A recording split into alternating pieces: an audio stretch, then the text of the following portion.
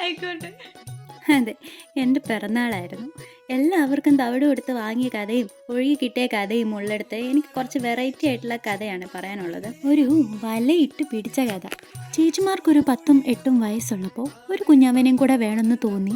ഇവർ 4 പേരും കൂടെ മുറ്റത്തിറങ്ങി ദൈവത്തോട് പ്രാർത്ഥിച്ചു. അപ്പോൾ ദൈവം കുറേ കുഞ്ഞുങ്ങളുമായി പ്രത്യക്ഷപ്പെട്ടു.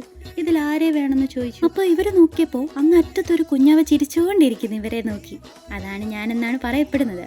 അപ്പോൾ ഈ കുഞ്ഞിനെ മതിയെന്ന് ഇവരങ്ങ് പറഞ്ഞു. അപ്പോൾ തന്നെ ദൈവം മോളിൽ നിന്ന് ഇവർക്ക് എന്നെ ഇട്ട് കൊടുത്തു. താഴോട്ട് വീണ എന്നെ ചേച്ചിമാരൊരു വലയൊക്കെ വിരിച്ച് പിടിച്ചു. ഇങ്ങനെയാണ് ഞാൻ ഉണ്ടായെന്നാണ് ഐതിഹ്യം പറയുന്നത്. ശ്രീലക്ഷ്മി എന്നുള്ള പേരിനും ഉണ്ട് ഒരു കാര്യം പറയാൻ. കാരിത്താസിലാണ് ഞാൻ ജനിച്ചത്. ഞാനുണ്ടായി കഴിഞ്ഞ ഒരു നേഴ്സ് അമ്മയുടെ അടുത്ത് വന്ന് ചോദിച്ചു, പെൺകുഞ്ഞാണല്ലോ, എന്താ പേരിടാൻ ഉദ്ദേശിക്കുന്നതെന്ന്. അപ്പോൾ അമ്മയുടെ വായിൽ പെട്ടെന്ന് വന്ന പേരാണ് ശ്രീലക്ഷ്മി. അന്നൊന്നും എൻ്റെ പേരെനിക്ക് ഭയങ്കര ഇഷ്ടമാണ് കേട്ടോ. സ്കൂളിലും കോളേജിലും ഒക്കെ നിറയെ ശ്രീലക്ഷ്മിമാരുണ്ടായിരുന്നു. അതുകൊണ്ട് തന്നെ എനിക്ക് പല പല പേരുകളും വീണിട്ടുണ്ട്. ശ്രീലക്ഷ്മി എന്ന് മുഴുവനും തികച്ച് വിളിക്കുന്നവർ വളരെ ചുരുക്കമാണ്. ചിലപ്പോഴൊക്കെ ഞാൻ ശ്രീയാണ്, ചിലപ്പോഴൊക്കെ ഞാൻ ലക്ഷ്മിയാണ്. പിന്നെ കുറേ കഴിഞ്ഞപ്പോഴത്തേനും അത് PM ആയി. ക്ലാസ്സിൽ 3 ശ്രീലക്ഷ്മിമാരുണ്ടായിരുന്നു കോളേജിൽ പഠിക്കുമ്പോൾ. അതിൽ ഒരാൾ ICH എന്നറിയപ്പെട്ടു, ഒരാൾ രഘുമോൾ എന്നറിയപ്പെട്ടു. എൻ്റെ ഇനിഷ്യൽ PM ആയതുകൊണ്ട് ഞാൻ അങ്ങനെ PM ആയി.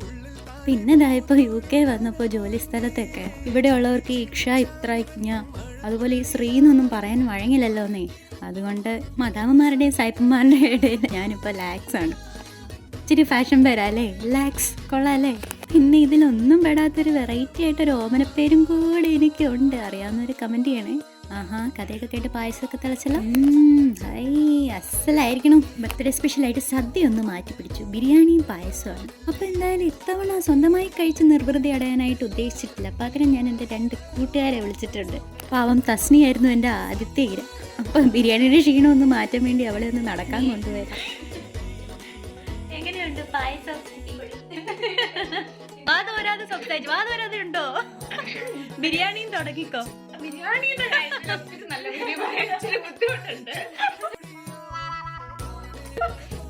പായസം പറഞ്ഞാൽ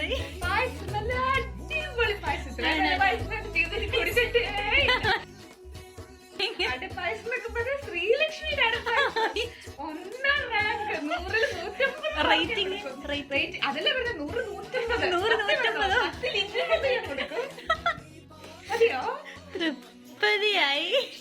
അപ്പോൾ നമ്മളായിട്ട് നമ്മുടെ സന്തോഷങ്ങൾക്ക് കുറവൊന്നും വരുത്താൻ പാടില്ലല്ലോ. അതുകൊണ്ട് ഞാൻ എൻ്റെ ബർത്ത്ഡേ അങ്ങ് ശരിക്കും ആഘോഷിച്ചു. എല്ലാവരുടെയും വിഷസ് എനിക്ക് കിട്ടി. വിഷ് ചെയ്ത എല്ലാവർക്കും താങ്ക്സ്.